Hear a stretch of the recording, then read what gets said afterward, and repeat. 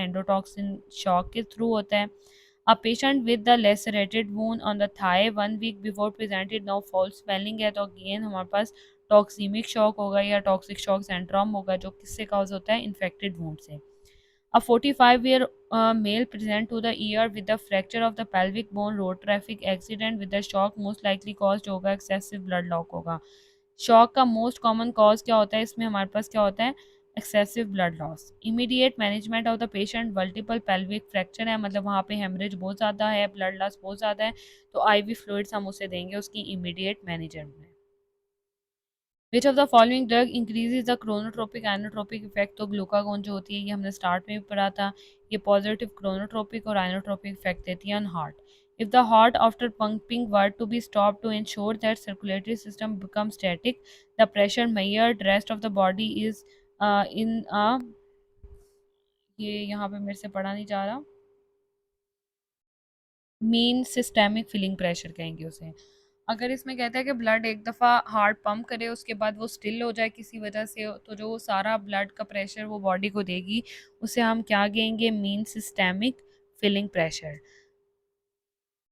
Next वो कहता है कि 30 year old male was brought to the emergency in state of cardiogenic shock, the drug of choice जो होगी वो याद रखना है, कार्डियोजेनिक शॉक में ड्रग ऑफ चॉइस क्या होगी, डोपामीन होगी।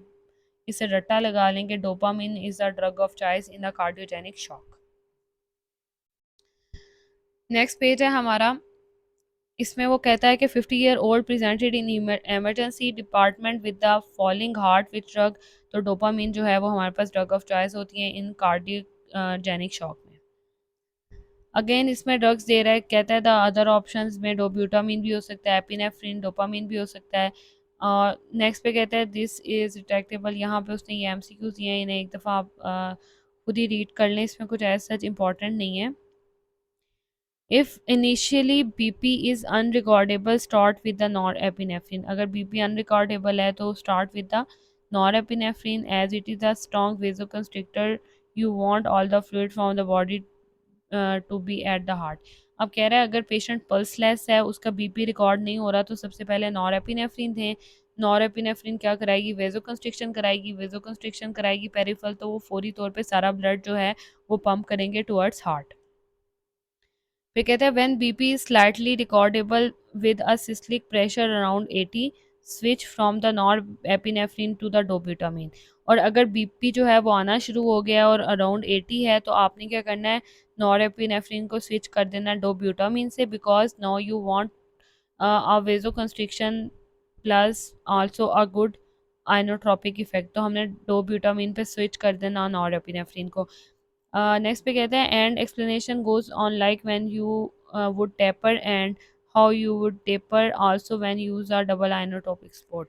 अब बेसिकली इसमें वो इसने एक चीज़ एक्सप्लेन किया है कि जब एक पेशेंट आपके पास आया है ईआर में, तो उसका बीपी जो है वो बिल्कुल नहीं आ रहा, तो आपने उसे नॉरएपिनेफ्रिन से स्टार्ट कराना है। नॉरएपिनेफ्रिन क्या कराती है, वेजोकंस्ट्रिक्शन कराती है पेरिफेरल आर्टरीज की, तो वेजोकंस्ट्रिक्शन क्या करेगी, ओवरऑल सारा ब्लड जो है हार्ट की तरफ भेजने की कोशिश करेगी, जिसकी वजह से उसका बीपी जो है थोड़ा नॉर्मलाइज हो जाएगा। जब बीपी 80 तक आ जाएगा तो आपने नॉरएपिनेफ्रिन को स्विच कर देना है डोब्यूटामीन, जो कि हमारे पास डोब्यूटामीन जो है वो ड्रग ऑफ चॉइस होती है इन कार्डियोजेनिक शॉक।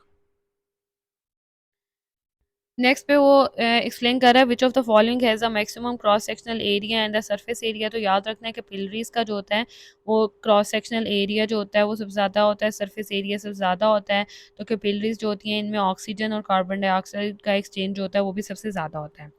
आर्टरीज की बात कर रहा है, देन आर्टीरियोल्स की, कैपिलरीज, वेन्यूल्स और वेन्स की। Arteries are form by the 3 layers, tunica adventitia, tunica media और इंटीमा। इंटीमा से याद रखें, इंटीमा सबसे इंटरनल और इंटीमा में आया आता है, तो इंटरनल लेयर होती है इंटीमा, फिर होती है मीडिया, फिर बाहर होती है adventitia. Are thick wall under high pressure deliver oxygen blood to the tissue. Next पे आता है arterioles are the smallest branches of arteries. अब आर्टरीज आगे थोड़ी स्मॉलेस्ट ब्रांचेस देते हैं जिन्हें आर्टीरियोल्स कहते हैं। Are the site of the highest resistance, अब याद रखना है कि अगर हाईएस्ट रेजिस्टेंस की साइड पूछेगा तो वो कौन सी होगी, आर्टीरियोल्स होगी।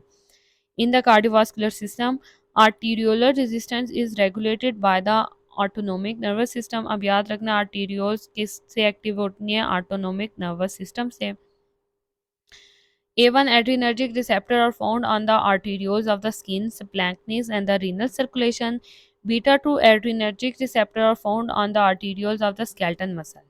नेक्स्ट पे बात कर रहे हैं वो कैपिलरीज की, कहते हैं smallest blood vessels that connect arterioles and the venules. अब आर्टीरियोल्स और वेन्यूल्स को कौन कनेक्ट कर रहा होता है? Capillaries have the highest largest total cross sectional area.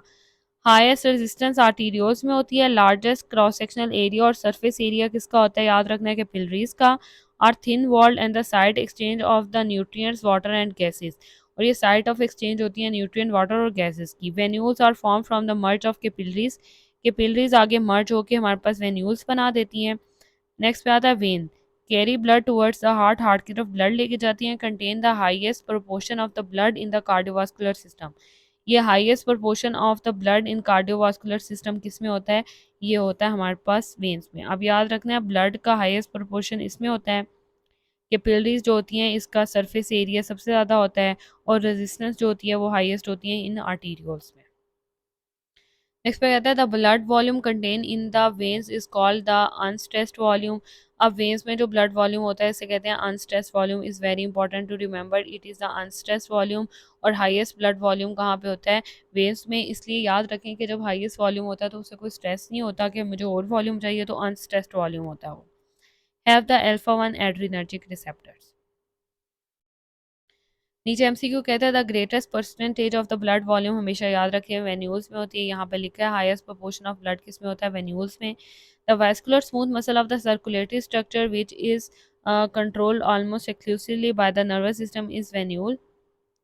The greatest pressure drop in the circulation occur across the arterioles because they have the greatest resistance. अब ये सारे एमसीक्यूज में वही बात की हुई है जो ऊपर उसने टेबल में की हुई है। अगर आप टेबल अच्छी तरह याद कर लेंगे तो आप जस्ट एक रीड देंगे तो सारी चीज़ें आपको क्लियर हो जाएंगी। अगर आपको कोई क्वेरी रह जाएगी तो आप मेरे से पूछ सकते हैं कमेंट्स में, I will try to answer you. Next page पे मूव करते हैं। नेक्स्ट पेज पे हम 75 वाला एमसीक्यू पढ़ रहे हैं। लास्ट कार्डियोवास्कुलर सिस्टम का कहता है the major lipoprotein source of the cholesterol जो होता है वो हमारे पास एलडीएल होता है। अब याद रखना है major source of the lipoprotein जो होता है वो हमारे पास लाइपोप्रोटीन का मेजर सोर्स कौन सा है? एलडीएल है। इसके अलावा कार्डियक डिफेक्ट में जो चीज़ रेज होती है वो भी कौन सी होती है? एलडीएल होती है। याद रखना है कार्डियक डिफेक्ट में भी एलडीएल रेज्ड होता है। इसमें कहता है नेक्स्ट पे कि lipoprotein has been classified on the basis of their densities into the 5 major classes. अब लाइपोप्रोटीन्स को वो क्या करता है? 5 मेजर क्लासेस में डिफाइन करता है अकॉर्डिंग टू देयर डेंसिटीज। सबसे फर्स्ट पे आता है chylomicron delivers dietary triglyceride to the peripheral tissue.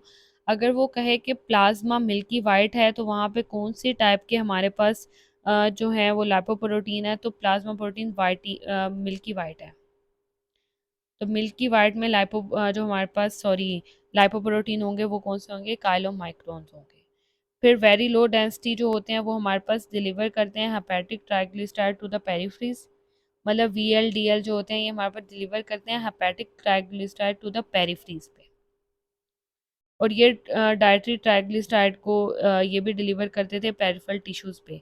ये दोनों का काम क्या है? ये दोनों डिलीवर करते हैं ट्राइग्लिसराइड को पेरिफेरल टिश्यूज़ पे। फिर आते हैं इंटरमीडिएट डेंसिटी लाइपोप्रोटीन, फिर आता है एलडीएल। एलडीएल जो होता है ये हमारे पास had is a bad because it is enabled excess cholesterol to build up in the mnemonic. LDL जो होता है लूसी होता है। इसके अलावा lousy high density lipoprotein is good because it carries the extra cholesterol back to the liver where it can be eliminated। ये HDL जो होता है हेल्थी होता है। नीचे समथिंग इंपॉर्टेंट एमसीक्यू है। अब आपने याद रखना है कि हाईएस्ट ट्राइग्लिसराइड जो होता है वो काइलोमाइक्रोन में होता है, और काइलोमाइक्रोन जो होते हैं वो हमारे पास मिल्की वाइट अपीयरेंस शो करते हैं प्लाज्मा में। हाईएस्ट टीजी किस में होता है? काइलोमाइक्रोन में। हाईएस्ट कोलेस्ट्रॉल जो होता है वो किस में होता है? हमारे पास एलडीएल में। अब कोलेस्ट्रॉल में भी याद रख लें 2 एल आ रहे हैं, एलडीएल में भी 2 एल आ रहे हैं, तो कोलेस्ट्रॉल हाईएस्ट एलडीएल में होता है।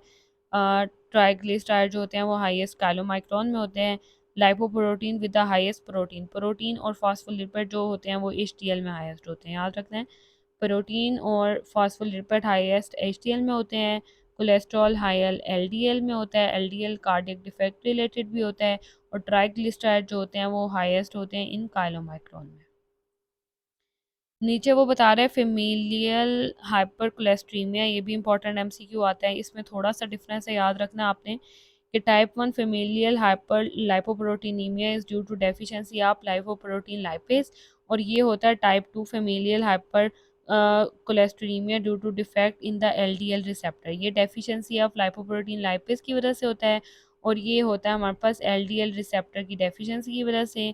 और इसमें हमारे पास क्या होता है, इंक्रीज़ हो जाते हैं कालोमाइक्रोन और ट्राइग्लिसराइड टाइप 1 में, और इसमें हमारे पास एलडीएल इंक्रीज़ हो जाता है क्योंकि उसके रिसेप्टर्स नहीं है, और साथ में कोलेस्ट्रॉल इंक्रीज़ हो जाता है। याद रखना है टाइप 1 जो होता है लाइपोप्रोटीन लाइपेज की डेफिशिएंसी की वजह से होता है, और इसमें हमारे पास इंक्रीज़ हो जाते हैं कालोमाइक्रोन और ट्राइग्लिसराइड्स। और जो टाइप 2 है वो हमारे पास एलडीएल रिसेप्टर के डिफेक्ट या डेफिशिएंसी की वजह से होता है, इसमें इंक्रीज़ हो जाते हैं हमारे पास एलडीएल और कोलेस्ट्रॉल लेवल्स। नीचे वो इससे रिलेटेड एमसीक्यू दे रहा है, कह रहा है in type 1 hyperlipidemia there is increase level of chylomicron हो जाते हैं। टाइप 1 में क्या होता है, याद रखें कि काइलोमाइक्रोन और ट्राइग्लिसराइड इंक्रीज हो जाते हैं, and the cholesterol. Type 1 A hyperlipidaemia क्यों होता है, due to decrease lipoprotein lipase. Lipoprotein lipase type 1 में कम होता है, एलडीएल रिसेप्टर जो होते हैं टाइप 2 में कम होते हैं। Lipoprotein with the highest fraction of protein high deficiency of lipoprotein हो जाती है। 56 year old executive after eating burger with fries get his liver profile done। अब इसमें काइलोमाइक्रोन आएंगे, याद रखना आपने कि हमेशा जो मिल्की वाइट अपीयरेंस होती है वो किसकी होती है, काइलोमाइक्रोन की। Which of the following associated with the increase risk of death in cardiac patient. तो ये हमारे पास एलडीएल जो होता है ये कार्डियक डिफेक्ट कराता है। Which of the following found in abundance in blood. Blood में सबसे ज़्यादा एचडीएल होता है, हाई प्रोटीन जो होता है वो भी इसमें होता है, फॉस्फोलिपिड भी एचडीएल में होता है ज़्यादा। लैक ऑफ एलडीएल रिसेप्टर, याद रखते हैं एलडीएल रिसेप्टर किस में कम होते थे, टाइप 2 में, और लाइपोप्रोटीन लाइपेज की डेफिशिएंसी होती थी टाइप 1 में। ना लास्ट पे कहते हैं factor inhibiting fibrinolysis related to the coronary artery disease is LDL. Coronary artery disease से या कार्डियक डिजीज से कौन से रिलेटेड होते हैं, LDL. Thank you so much for watching my video. यहाँ पे हमने अपना कार्डियोवास्कुलर सिस्टम जो है वो कंप्लीट कर लिया है। If you have any query तो आप मुझे कमेंट्स में पूछ सकते हैं, और अगर आप कुछ इम्प्रूवमेंट चाहते हैं कि मैं थोड़ा स्टाइल चेंज करूँ या कुछ भी चेंज करूँ तो वो भी आप मुझे कमेंट्स में बता सकते हैं। Thank you so much.